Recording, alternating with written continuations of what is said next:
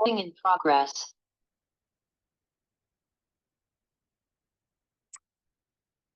Well, hello, and thank you so much for checking out this little birthday gift. As I've shared, I'm going to be turning 70 next week. Feels like a very confronting birthday, and I'm feeling very grateful for everything that I have learned about how to take care of myself because I don't feel anywhere near what 70 sounds like to myself. And I want to share some of my tips with the women in my world about how to prevent premature aging at 70.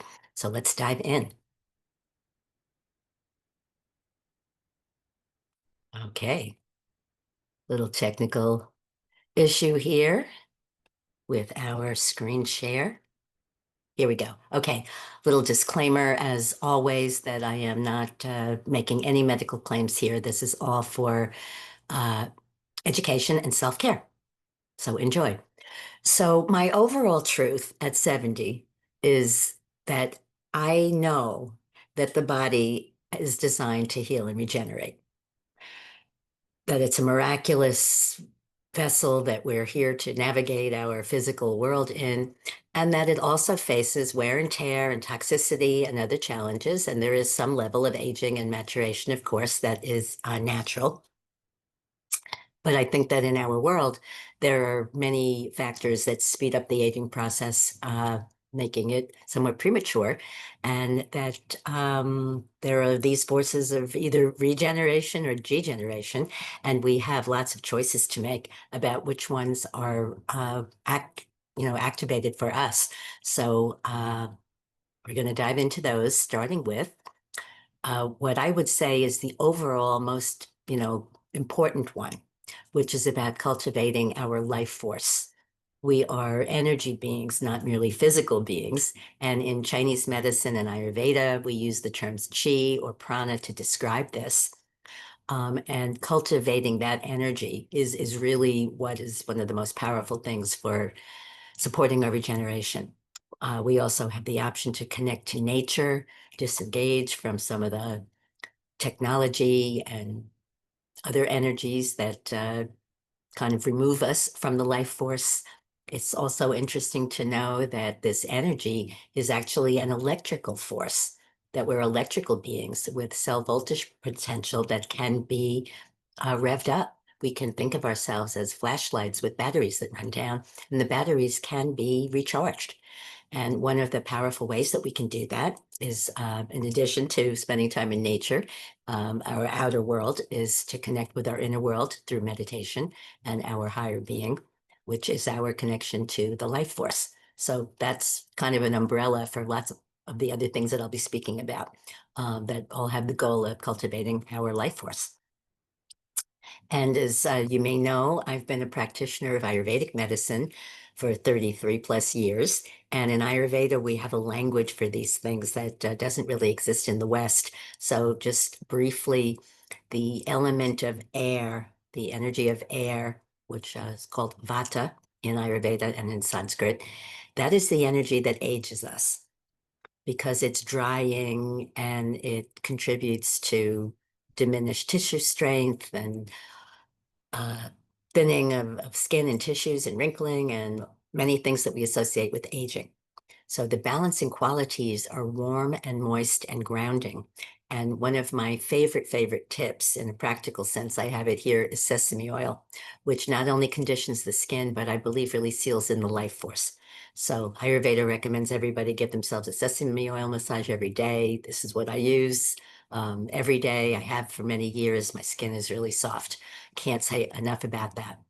Some of the other things that would go along with balancing and reducing this aging vata energy have to do with hydration, because we need lots of water. Dehydration, I think, is a major factor for premature aging. And another one that's not easy in our world, but good to think about is about slowing down because we lead very speeded up lives, many of us, and that does speed up the aging process from this perspective. So slowing down, smelling the roses, all that stuff, that supports our regeneration rather than our degeneration. Mentioning nutrition because we have to, of course, because we are what we eat, but There's so much to say about nutrition, and we're just looking at the very surface today. And again, probably most of you know about these things, but it's a good reminder that the types of foods that support regeneration are whole and fresh, foods that still have life force to them, foods that are nutrient dense, especially with antioxidants, um, foods that have healthy fats. Because as we were saying, dryness is an aging aspect, and I think many of us were brainwashed about the benefits of low fat, which I don't agree with. And I have a little asterisk here about the right for you, because of course my bias is that the foods that are right for us are depending on our Ayurvedic type and our blood type, and that's one of the things that I like to help people figure out for themselves. On the degeneration side, again, it's kind of obvious, food that's processed, that doesn't have any life force, but it's, full of chemicals. So on the degeneration side, I feel that seed oils are very inflammatory and contribute to all kinds of issues that are not good. We know that sugar is not good for the body, contributes to the degeneration side, but I actually don't think it's as bad as high fructose corn syrup, which is found in many, many things, and I think is one of the worst things we can consume. So again, much, much more to say about nutrition, but this is just a little bit of a good entry perspective for looking at preventing premature aging. So moving along, another major, major thing we know about this is managing stress. Stress is a major factor for degeneration and premature aging for so many reasons, that anything that we can do to minimize that and the production of excess cortisol, which is a really nasty stress hormone that contributes directly and indirectly to the aging process. We want to do whatever we can to reduce that. It messes with our nervous system regulation, which governs so many things. It messes with our sleep, which is really a significant problem because we do a lot of our regenerating during sleep time, ideally. It messes with our hormones. I have so much more to say about that. That excess cortisol production is one of the major reasons that women have issues with menopause and postmenopause, and these can be restored by dealing with our cortisol and our adrenals. And there's much, much more. So this is really just a reminder that stress is an aging factor and definitely something that would be good to reduce to prevent premature aging. And that leads me to sort of a related point, which is that my truth is that women thrive on pleasure rather than pain. And what I mean by that is that the no pain, no gain ethos that has been embraced by a lot of our culture and which does often work for men, doesn't really work for women. We're wired so differently that, pushing through uh, can do lots of damage to our systems and our adrenals. And the pleasure aspect of it is that our bodies are also wired to produce this amazingly good hormone called oxytocin. It's the love hormone and the tend and befriend hormone, and it's an antidote to cortisol. So anything that we experience as pleasurable actually boosts oxytocin production, which antidotes cortisol production. So it's a really, really good thing. And I'm just mentioning some obvious pleasurable options for us here. Obviously, there's sex. But that's not the only one. Dancing and singing are really great for producing oxytocin. Hanging out with girlfriends is a really big one. So big plug for community and connection. And I'm mentioning dark chocolate here because not only do most of us experience that as pleasurable, but dark chocolate actually has compounds that help reduce cortisol. So it's a particularly good choice. So this is just a little permission to indulge in pleasure. Uh, let go of any conditioned concerns that we have about that. It's actually really healthy for us. Okay, moving along here. Come on. Moving along here. Okay, so another important dimension here is movement. and remaining active. There are the blue zones that a lot of us have studied where people live a really long time and don't age very much, and they are outdoors being active all the time. Specifically, I think that strength training and weight-bearing exercise are really important for women to maintain and develop bone and muscle, because that's another obvious factor of aging when we're losing muscle tone and skin tone. That does, you know, we look older. And we don't have as much estrogen as we did before to tell the tissues to increase. So we have to do physical exercise.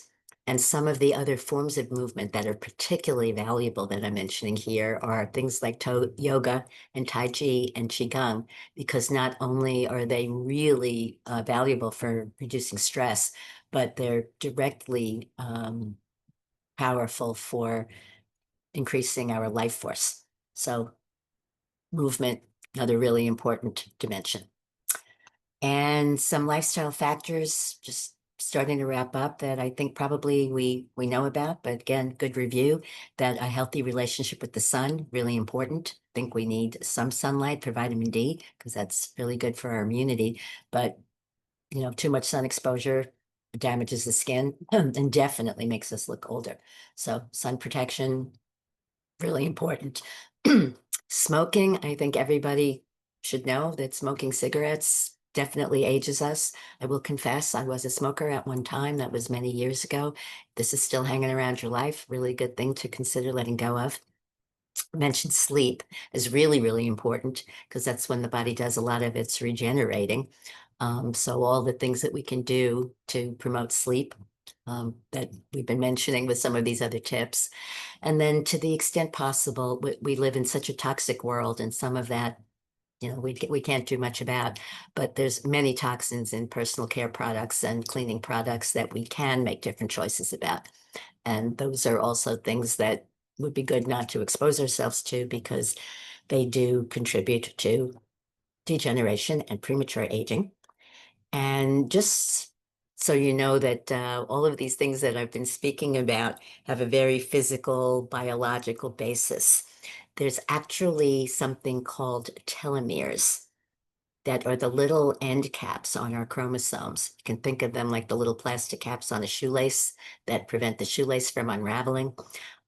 Every time our cells divide, the telomeres get a little bit shorter. So they obviously, as we're showing here, decline with age. And they are a really powerful biomarker for premature aging. And really, all of the things that I've been mentioning here today, all of the regeneration supporting tips, including the nutrition and movement and stress reduction, meditation, connecting with the life force, everything I've been speaking about has the effect of supporting our telomeres. So these are not just conceptual things that we're speaking about. There's actual, biology and science about this biomarker and the effect that all of these choices can have on our aging process.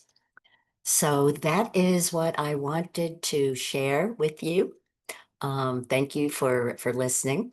If you want to get in touch and connect, there's any other way that I can support you, I would love to hear from you. This is the information about my website, SusanJoyceProctor.com, and my email address. And I wish you many blessings and thank you for sharing this little birthday with me. Bye for now.